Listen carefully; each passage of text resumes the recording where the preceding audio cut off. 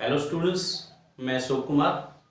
पिछले वीडियो में हमने देखा कि किस तरह से श्रीलंका के अंदर जो पावर शेयरिंग का जो हमारा चैप्टर चल रहा है, श्रीलंका कंट्री के अंदर पावर शेयरिंग ठीक ढंग से ना होने के कारण श्रीलंका में सिविल वॉर हुआ, लाखों लोग मारे गए। अब एक दूसरी कंट्री का एग्जाम्पल हमारी बुक में दिया हुआ है, वो बेल्जियम। इस क्लास में हम बेल्जियम के बारे में थोड़ा देखेंगे, वहाँ पर क्या कुछ हुआ। बेल्जियम के बारे में जानने से पहले देख लीजिए कि बेल्जियम का जो एरिया है कितना बड़ा है और वहाँ की जनसंख्या का कंपोजिशन, जो पॉपुलेशन का है, वो क्या है। तो Belgium is a small country in Europe. Europe के अंदर एक छोटा सा देश है Belgium. Smaller in area than in state of Haryana.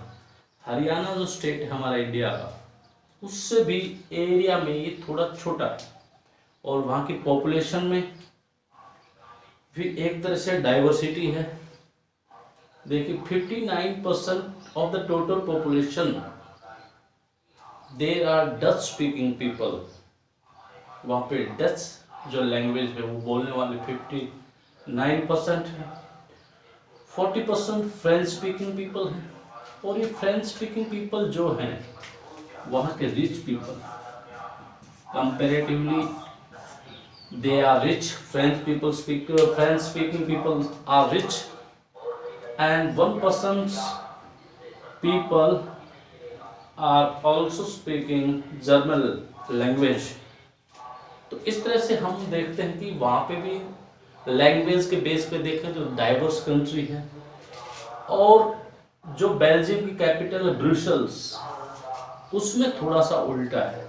उसमें जो फ्रेंच स्पीकिंग पीपल है वो 80% एंड डच स्पीकिंग पीपल 20%। देखिए ओवरऑल कंट्रीज में तो डच स्पीकिंग पीपल ज़्यादा है, लेकिन जो कैपिटल ब्रुसेल्स है वहाँ फ्रेंच स्पीकिंग पीपल ज़्यादा है। और फ्रेंच स्पीकिंग पीपल वहाँ के मैंने आपको बताया कि वो ज़्यादा कंपेरेटिवली रिच थे। तो जो रिच लोग होते हैं वो तो किसी भी देश की राजधानी में ज़्यादा रहते हैं। तो अब हम इसी प्रकार का कुछ सिंहाला एंड तमिल स्पीकिंग के बेस पर हमारे श्रीलंका का स्ट्रक्चर था, वहाँ पे जो टेंशन क्रिएट हुई। तो अब हम देखते हैं कि बेल्जियम देश में भी ऐसे ही टेंशन क्रिएट होंगे। No, the Belgian leaders took a different path. Belgium के लीडर्स थे, उन्होंने एक अलग रास्ता चुना। पावर शेयरिंग के लिए उन्होंने अलग रास्ता चुना। उन्होंने क्या ऐसा रास्ता चुना, उसके बारे में हम थोड़ा सा आगे और देख लेते हैं। तो ये है बेल्जियन मॉडल। बेल्जियन मॉडल में between 1970 and 1993 amended their constitution 4 times so as to work out an arrangement for everyone. Belgium के लीडर क्या है, हर नागरिक की फीलिंग्स की रिस्पेक्ट करते थे, हर आदमी की सेंटिमेंटल को रिस्पेक्ट देते थे, जिससे कि उन्होंने अपने कॉन्स्टिट्यूशन में हर आदमी को, हर नागरिक को एक अच्छा अरेंजमेंट उसका उस देश में करने के लिए, ताकि वो देश के विकास में अपनी भूमिका निभा सके, उन्होंने अपने कॉन्स्टिट्यूशन में 4 बार अमेंडमेंट किया। कुछ अमेंडमेंट नीचे देख लीजिए आप। Number 1, here are some elements of the Belgian models. Number 1, number of Dutch and French speaking ministers shall be equal in central government. उन्होंने प्रोविजन किया कि हमारी जो सेंट्रल गवर्नमेंट है उसमें चाहे डच बोले या फ्रेंच स्पीकिंग मिनिस्टर हो, उनकी जो संख्या है वो इक्वल रहेगी। Number 2, many powers given to the state government of the 2 regions of the country. जो कंट्री के 2 मेन रीजन थे, number 1 Flemish region, number 2 is Wallonia region. Wallonia region में फ्रेंच स्पीकिंग पीपल ज़्यादा रहते थे और फ्लेमिश में डच स्पीकिंग लोग रहते थे। इन दोनों ही रीजन्स को मैनी पावर्स, बहुत सारी पावर्स सेंट्रल गवर्नमेंट के द्वारा दी गई, ताकि अपने अपने लेवल पर अपनी जो समस्याएं हैं ये सोल्व कर सके, हल कर सके। नंबर 3,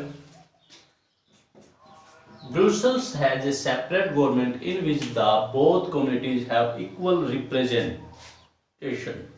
ब्रिटेन के अंदर जो सेपरेट गवर्नमेंट थी उसमें भी दोनों कम्युनिटीज को बराबर का रिप्रेजेंट दिया गया।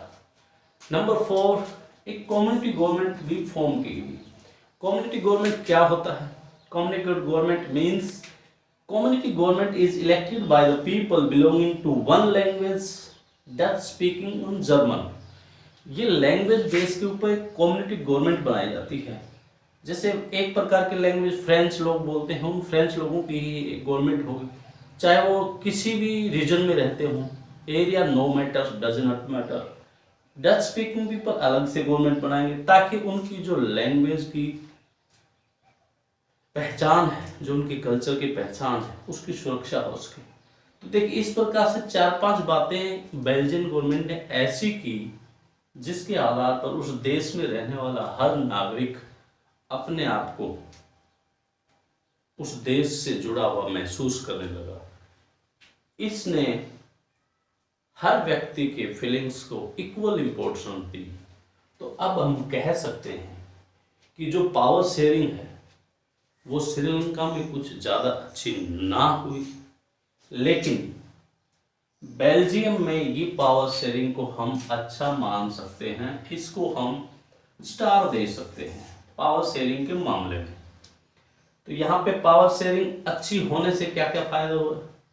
नंबर 1, जिस प्रकार श्रीलंका में सिविल वॉर हुआ, यहाँ कोई वॉर नहीं हुआ, कोई बहुत सारे लाखों लोग नहीं मारे गए। इनकी जो पर्सनल लाइफ थी, लोगों को कल्चरल सोशल लाइफ थी, जो वो डिस्टर्ब नहीं हुई और देश एक समान गति पे आगे बढ़ा। तो ये जो बेल्जियन मॉडल है इस पावर शेयरिंग का, ये इतना अच्छा मॉडल है कि वहाँ पर कि बहुत सारी यूरोपियन कंट्रीज ने जब यूरोप के अंदर यूनियन बनाई तो इस ब्रुसेल्स को यूरोपियन यूनियन पार्लियामेंट का हेडक्वार्टर बनाया गया। तो मैं आशा करता हूँ आपको ये दोनों देश के एग्जाम्पल से अच्छी तरह समझ में आ गया होगा कि पावर शेयरिंग की क्या इंपॉर्टेंस है। Why is power sharing important for us and for any country.